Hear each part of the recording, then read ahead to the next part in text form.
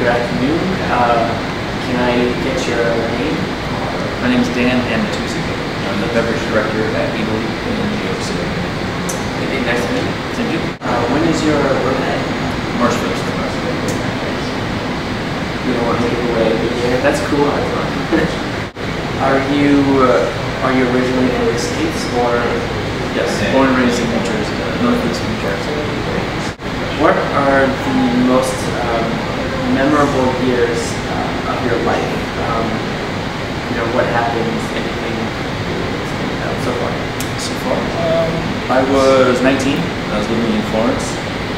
Did the proverbial study abroad experience, and it's kind of where everything clicked for me. I saw how food and wine was kind of a huge part of this culture, many cultures, but for me it was the Italian culture. And so I learned a lot, kind of came back with a different outlook on family, sharing, and discovery. How would you best describe yourself? Simple. It's a simple answer. I know. Easygoing, you feel able to flex and bend when working with other people and working in a fast-paced, kind of a higher stress environment. And it was tough. It was tough at first. I've been working in restaurants for like 7 years, and some of the best friendships I have or relationships I have come from the industry. But you just have to be willing to really be accommodating to both the guests and also your coworkers. So you learn to just be very easy and know what you want, but be able to help other people get what they want at the same time. What parts of your wardrobe do you think are kind of invaluable, daily? What would you use, like, without question or everything? My wardrobe.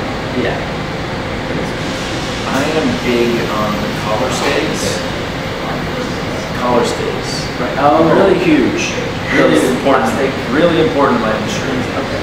My biggest pet peeves is when servers show up and their collars are like flaps up. You just can't have that. So I carry extra collar stays on me for that, to that end.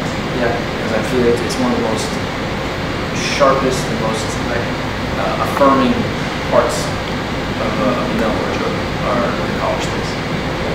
That's fascinating. That's attention to detail. It is attention to detail. Yeah. It's important. Yes. Who do people tell you you look like? Well, I get Oscar the Grouch quite a bit. Jon Stewart. Oh yeah, okay. Yeah, I can see that. So I'll take like a mix of the two. I'm okay with that. How did you come into the job that you have today? Well, I first had my first sip of wine when I was like 16. My parents gave me a little taste at the dinner table.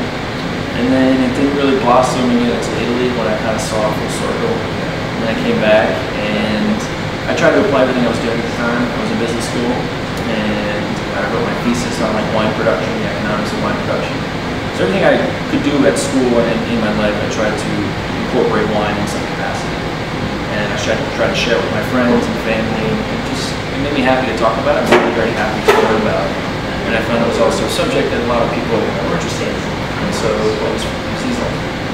And then you just kind of work in restaurants, you work your way up, kind of have to understand like the different positions and what servers should do and managers and this and that. So it does require like a few years just waiting tables and serving and kind of feeling out the lay of the land of a functional restaurant. And then slowly but surely you kind of work your way up, and then I found myself in just like a strictly beverage role about 5 years ago.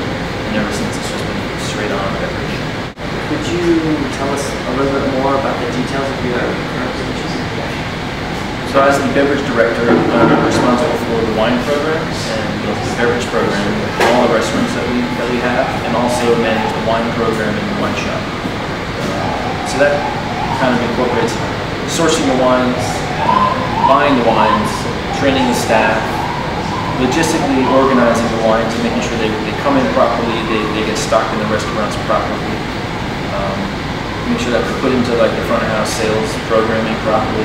And then actually the biggest part of the job is really just training and educating the staff and also the sommelier team to make sure that everyone is comfortable talking about it, because wines are a very difficult thing to talk about. And so it's a lot of training, a lot of education, But the great thing is you can also learn a lot from other people. So sometimes when we train the servers and they come up with a new adjective or a new way to look at wine, like it's a great experience for me as well. So it's very enlightening every day. I'd like to talk about your hobbies. Is there any hobbies that you have currently? Any current hobbies? Ride my bicycle quite a bit, street bike. Also in a band, play the bass guitar, and I like to read and write. So, what do you like to do in your free time? I suppose it's a little bit on the hobby side, but I guess anything besides all those things that I said.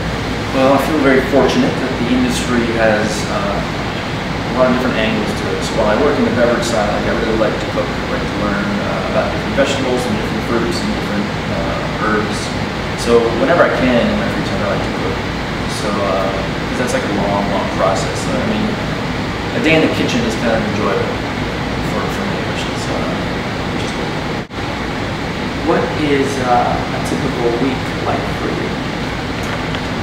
Well, it's mixed with a lot of work, I guess. You know, that would encompass the majority of the day. Sometimes part-time school, and then also just like training for whatever is coming up. So if there's like a big promotion coming up, maybe I'll do some research at home about the upcoming region that we're going to promote, the upcoming wines that we're going to promote. So there's kind of like a lot of work-related things I do at home, but you know, for the most part, if it's not work-related, it's physical activity as much as I can, and then also astronomy. I always like to kind of keep my head in the clouds just to feel separated from ground level. When you wake up every day, is there something that you always do?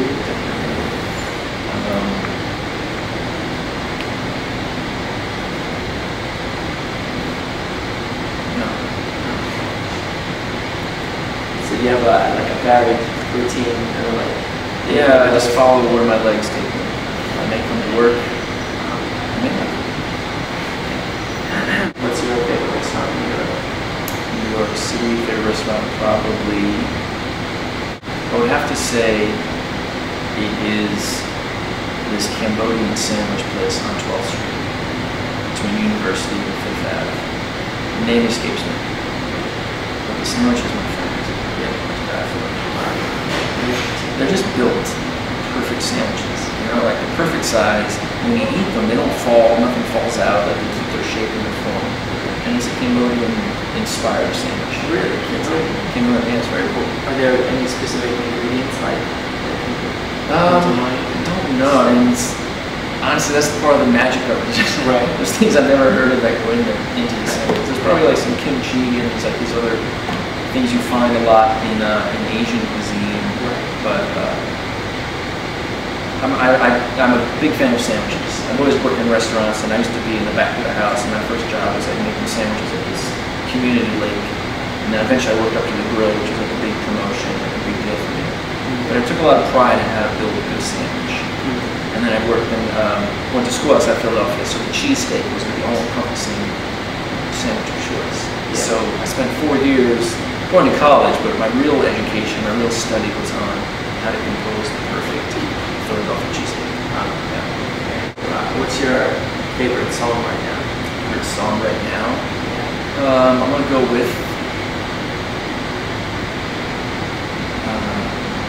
Green Velvet by Lloyd Green. Okay. He's the greatest pedal steel guitarist ever. And then, of all time?